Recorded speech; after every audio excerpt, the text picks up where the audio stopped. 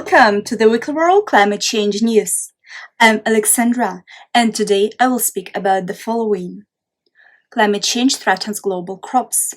San Francisco closer to reduction of refinery pollution.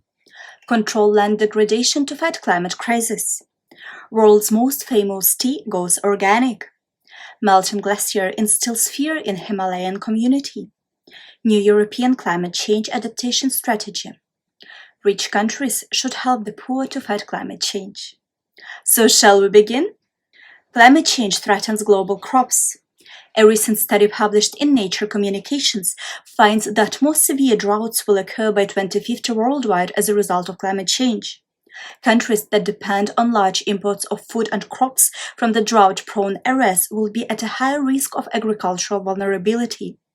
For example, 40% of the EU's agricultural imports, such as meat and dairy, cocoa and coffee, will be highly vulnerable to drought. The study also finds that only moderate adaptation measures must be implemented to see a decrease in that vulnerability. San Francisco closer to reduction of refinery pollution. California regulators will vote in July on a proposal that would require 2 refineries in San Francisco to install new technologies to combat pollution, as exposure to substances such as soot and fine particulate matters has been linked to health issues. What is more, these emissions also contribute to climate change.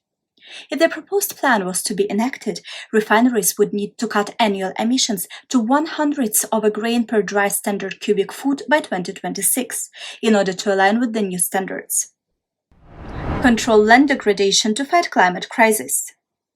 Essential stepping up of global efforts to combat land degradation is the need of the hour as our planet faces an environmental crisis.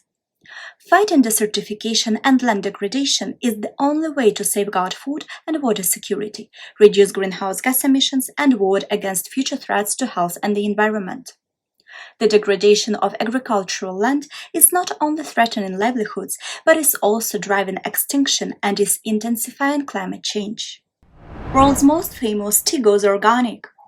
Darjeeling Tea has been urged to go organic as the need to preserve soil fertility in tea plantations and pressure from international buyers prompted a more efficient production. This wave is a result of farmers and tea managers dealing with climate change impacts, such as increased pests and bugs. The decision to turn organic is advantageous for the environment and will improve competitiveness. It is estimated that 50 out of the 74 tea gardens are responsible for 80% of the global production to go completely organic. Melting glacier instills fear in Himalayan community. The lake at the bottom of the Shishper Glacier flooded the Hansa Valley in Pakistan due to increasing temperatures as a result of climate change. Many families live in constant fear of floods in the valley due to formation and filling of the enormous glacial lake.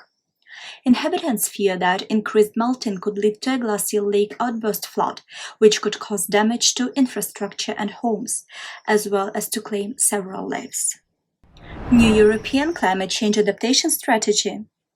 The environment ministers of the EU member states approved the new European Climate Change Adaptation Strategy, which sets out a roadmap of action till 2050. The new strategy concentrates primarily on strengthening data availability as well as on making better use of the existing data. Further, it seeks to promote nature-based solutions, integrate financial and economic aspects, and enhance international cooperation with regards to adaptation measures. The aim of the new strategy is to make the EU resilient to the impacts of climate change, as they will be inevitable regardless of the bloc's pledge to climate neutrality. Rich countries should help the poor to fight climate change.